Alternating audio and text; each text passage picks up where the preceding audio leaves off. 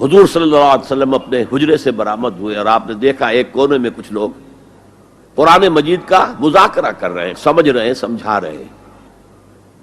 درس کی شکل نہیں کہ جو مونولوگ ہوتا ہے، ایک آدمی بولتا ہے باقی سنتے ہیں، نہیں۔ حضور کے چہرے پر بشاشت، خوشی کے، مسرت کے آثار ظاہر ہوئے۔ تشریف لائے، سوال کیا، الستم تشہدون، کہ آپ لوگ شہادت نہیں دیتے اللہ الہ الا اللہ وانی رسول اللہ ہے وان ھذا القرآن جاء من عند اللہ، کہ اللہ کے سوا کوئی معبود نہیں اور میں اللہ کا رسول ہوں اور یہ قرآن اللہ کے پاس سے آیا۔ سب کا جواب کیا تھا؟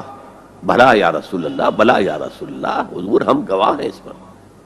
پھر فرمایا آپ نے فاستبشروا، تو خوشیاں مناؤ، فإن هذا القرآن طرفه بأيديكم وطرفه بيد اللہ، یہ قرآن وہ شے ہے جس کا ایک سرا تمہارے ہاتھ میں ہے، ایک سرا اللہ کے ہاتھ میں۔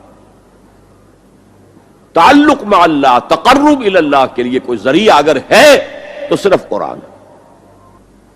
اب یہاں ایک بہت بڑے مسئلے کا حل ہو رہا ہے۔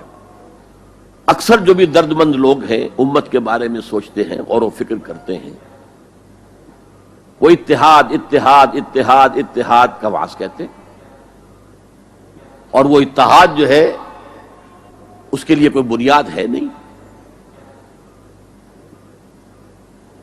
فرقہ پرستی ہے، فرقہ بندی ہے، کہیں اور کہیں ذاتیں ہیں، کیا زمانے میں پنپنے کی یہی باتیں ہیں۔ اصل میں جمع ہونے کے لیے تو بنیاد چاہیے۔ قرآن جمع کرتا ہے کس اعتبار سے؟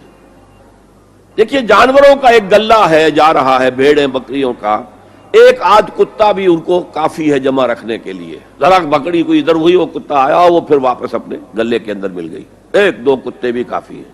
بڑے سے بڑے گلے کو سنبھال کر رکھنے کے لیے ایک دو کتے کافی ہیں۔ لیکن انسانوں کو اگر جمع کرنا ہے تو پہلے ان کے اندر فکری اور ذہنی ہم آہنگی پیدا کرنا ضروری ہے۔ ان کے خیالات ایک جیسے ہوں، ان کے نظریات ایک جیسے ہوں، ان کے مقاصد ایک جیسے ہوں، ان کی سوچ ایک جیسی ہو، ان کے طریقہ کار ایک جیسے ہوں۔ جب تک یہ چیزیں نہیں ہوں گی جمع کیسے ہو جائیں گے؟ اتحاد کا واس کہتے رہیے، کوئی نتیجہ نکلے گا ہی نہیں، اور نہیں نکل رہا۔ متحد کرنے والی شے صرف اللہ کی کتاب ہے۔ یہ آپ کے اندر فکری ہم آہنگی پیدا کرے گی، اور وہ بھی صرف قرآن کی تلاوت سے نہیں، قرآن کو سمجھنے سے، سمجھ کر پڑھنے سے، جس کے لیے میں بار بار عرض کر چکا ہوں کہ سمجھ کر پڑھنے سے مراد کیا ہے؟ اتنی عربی سیکھ کر پڑھنا کہ قرآن کا مفہوم براہ راست آپ کے ذہن اور قلب میں اترتا جائے۔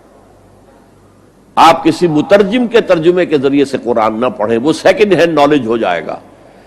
وہ تو آپ مترجم کی آنکھ سے قرآن پڑھ رہے ہیں، اپنی آنکھ سے نہیں پڑھ رہے۔ اگر اس طریقے سے قرآن کے ساتھ جڑ جایا جائے تو ذہنی ہم آہنگی ہوگی، فکری ہم آہنگی ہوگی، مقصد ایک ہو جائے گا، اعلاء کلمت اللہ۔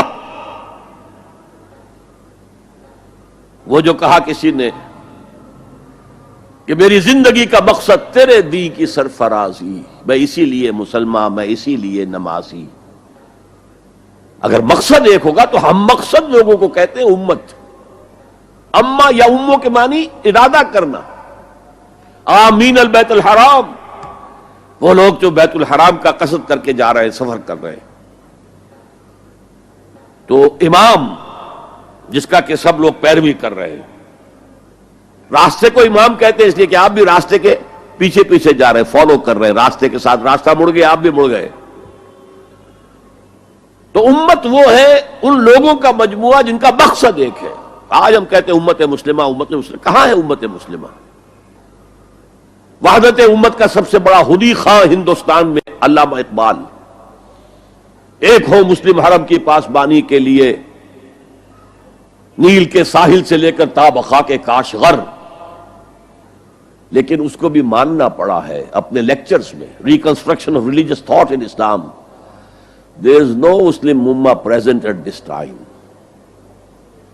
کوئی مسلم امت موجود نہیں ہے۔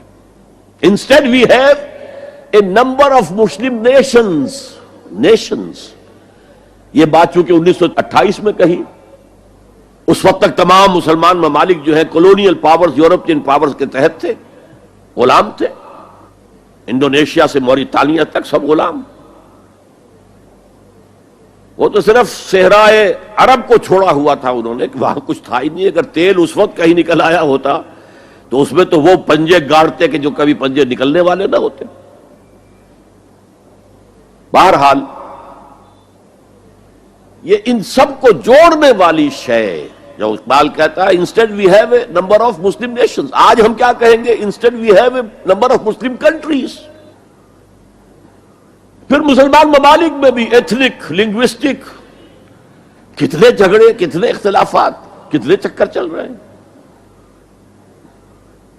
تو اس اعتبار سے سوچئے کہ انسان کو جمع کرنے والی شے صرف وہ ہو سکتی ہے جو ان کے مقاصد کو یکجا کر دے، ان کے نظریات میں ہم آہنگی پیدا کر دے، ان کی سوچ کو ایک رنگ میں رنگ دے، پھر وہ بنیان مرصوص بن جائیں گے. علامہ اقبال نے بہت خوبصورت انداز میں کہا ہے، از یک آئینی مسلمان زندہ ہست. مسلمان اگر زندہ ہے تو ایک آئین کی وجہ سے ہے، وہ آئین قرآن. پیکر ملت ز قرآن زندہ ہست.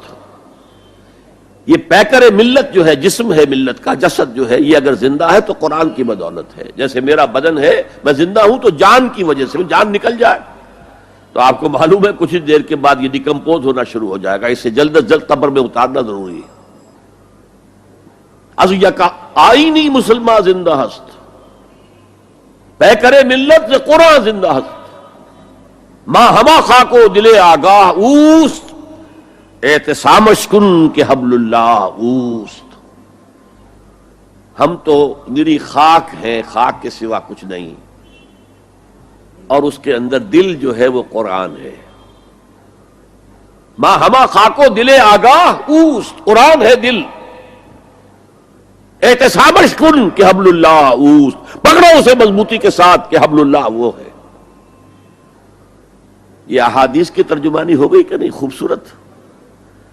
القرآن حبل اللہ الممدود من السماء الی الارض، احتسامش کن کہ حبل اللہ اوست. اس قرآن کو مضبوطی کے ساتھ تھامو، اس لیے کہ حبل اللہ وہ ہے. تو یہ دوسرا نقطہ ہے، وَاعْتَصِمُوا بِحَبْلِ اللَّهِ جَمِيعًا وَلَا تَفَرَّقُوا.